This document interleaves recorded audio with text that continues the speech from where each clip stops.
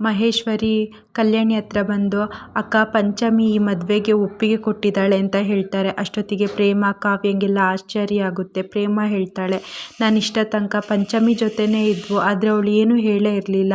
ಅಷ್ಟು ಬೇಗ ನಿರ್ಧಾರ ಚೇಂಜ್ ಮಾಡಿದ್ದಾಳ? ಹಾಗಾದರೆ ಅವಳ ತಲೆ ಯಾರೋ ಕೆಡಿಸಿರ್ಬೇಕು, ಇಲ್ಲಾಂದರೆ ಯಾರೋ ಹೆದರ್ಸಿರ್ಬೇಕು. ಅವಳಂತೂ ಒಪ್ಕೊಳ್ಳೋಕ್ಕೆ ಸಾಧ್ಯನೇ ಇಲ್ಲ. ಯಾಕಂದರೆ ಅವಳು ಚೇತನ್ನ ಅಷ್ಟು ಇಷ್ಟಪಡ್ತಿದ್ಲು. ಮದುವೆ ಅಂತಾದರೆ ಅವಳು ಚೇತನ್ನೇ ಮದುವೆ ಆಗೋದು.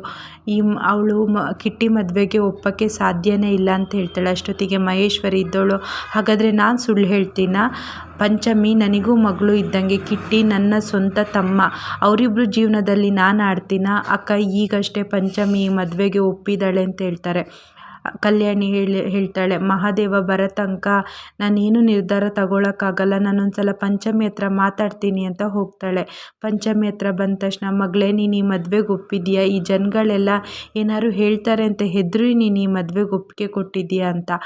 ಪಂಚಮಿ ಇದ್ದವಳು, ನನಗೆ ಮದುವೆ ಇಷ್ಟ ಇದೆ ಅಂತ ಸನ್ನೆ ಮಾಡ್ತಾಳೆ. ನೀನೇನು ಹೆದರಬೇಡ ಮಗಳೇ, ಈ ಜನಗಳಿಗೆಲ್ಲ ನಾನು ತಲೆ ಕೆಡಿಸ್ಕೊಳ್ಳಲ್ಲ. ನಿನಗೆ ಈ ಮದುವೆ ಇಷ್ಟ ಇಲ್ಲ ಅಂದರೆ ಬೇಡ, ಚೇತನ್ ಬರೋ ತನಕ ಕಾಯೋಣ, ನಾನು ಈ ಮದುವೆನ ನಿಲ್ಲಿಸ್ತೀನಿ ಅಂತ ಹೇಳ್ತಾಳೆ. ಇದೆಲ್ಲ ಕೇಳಿಸ್ಕೊಂಡಿರೋ ಮಹೇಶ್ವರಿ, ಹೀಗೆ ಬಿಟ್ಟರೆ ಕಿಟ್ಟಿ ಜೊತೆ ಇವಳು ಮದುವೆ ಮಾಡೋಕ್ಕಾಗಲ್ಲ, ನಾವೆಷ್ಟೋ ಕಷ್ಟಪಟ್ಟು ಚೇತನ್ನ ಕಿಡ್ನಾಪ್ ಮಾಡಿದ್ದೀವಿ, ಇಲ್ಲ ಪಂಚಮಿನ ಈ ಒಂದು ಮಾತ್ರೆ ಕೊಟ್ಟು ಅವಳನ್ನ ಪ್ರಜ್ಞೆ ತಪ್ಪಿಸಿ ಕಿಟ್ಟಿ ಜೊತೆ ಮದುವೆ ಮಾಡಿಸೋಣ ಅಂತಿದ್ದೆ.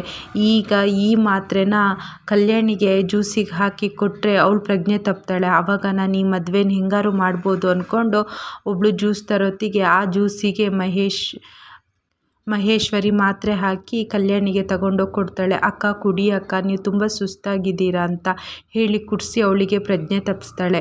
ಈ ಕಡೆ ಚೇತನ್ ರೌಡಿಗಳ ಫೋನ್ ಮಾಡಿ ಮಹಾದೇವಂಗೆ ಫೋನ್ ಮಾಡ್ತಾನೆ. ಮಹಾದೇವ ಫೋನ್ ರಿಸೀವ್ ಮಾಡಿ ಸರಿ ಬೈತಾನೆ, ಎಲ್ಲಿದ್ದೀಯಾ? ಮದುವೆ ಮನೆಯಿಂದ ಓಡೋಗಿದ್ಯಾ ಅಂತ. ಇಲ್ಲ ಅಣ್ಣ, ನಾನು ಓಡೋಗಿಲ್ಲ, ನನ್ನನ್ನು ಯಾರೋ ಕಿಡ್ನಾಪ್ ಮಾಡಿದಾರಣ್ಣ ಅಂತ ಹೇಳ್ತಾರೆ. ಹೌದಾ, ನಿಜ ಹೇಳ್ತಿದ್ಯಾ ಅಂತ ಕೇಳ್ತಾನೆ. ಹೌದಣ್ಣ, ಇಲ್ಲಿ ಯಾವುದೋ ಚರ್ಚ್ ಕಾಣ್ತಾ ಉಂಟು, ಹಾಗೆ ರೈಲ್ವೆ ಸ್ಟೇಷನ್ ಕಾಣ್ತಾ ಉಂಟು, ರೈಲು ಓಡಾಡೋದೆಲ್ಲ ಶಬ್ದ ಕೇಳ್ತುಂಟು ಅಂತ ಹೇಳ್ತಾನೆ.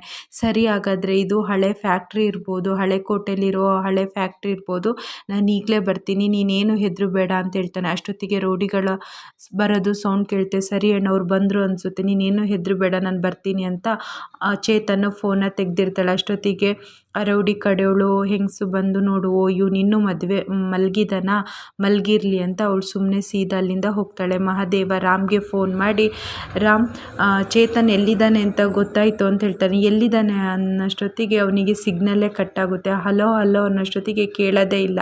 ಈ ಕಡೆ ಪ್ರೇಮ ಕಾವ್ಯ ಬರ್ತಿರುವಾಗ ಮಹೇಶ್ವರಿ ಹೇಳ್ತಾಳೆ, ಪಂಚಮಿ ಏನೋ ಮಾಡ್ಕೊಳ್ಳೋಕ್ಕೆ ಅಂತ ಗೋಡನ್ ಸೈಡಿಗೆ ಹೋದ್ಲು, ಸ್ಟೋರ್ ರೂಮ್ ಹತ್ರ ಓಡ್ತಿದ್ದಾಳೆ, ಹೋಗಿ ಅವಳನ್ನ ಹೇಗಾರು ಕಾಪಾಡಿ ಅಂತ ಅವರಿಬ್ರು ಆ ಕಡೆ ಕಳಿಸ್ಬಿಡ್ತಾರೆ.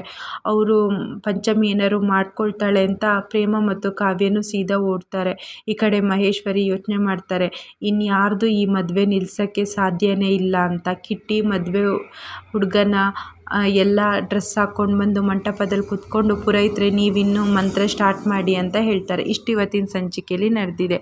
ಈ ವಿಡಿಯೋ ನಿಮ್ಗೆ ಇಷ್ಟ ಆಗಿದ್ರೆ ಲೈಕ್ ಮಾಡಿ, ಶೇರ್ ಮಾಡಿ, ಹಾಗೆ ಚಾನಲ್ನ ಸಬ್ಸ್ಕ್ರೈಬ್ ಮಾಡಿ.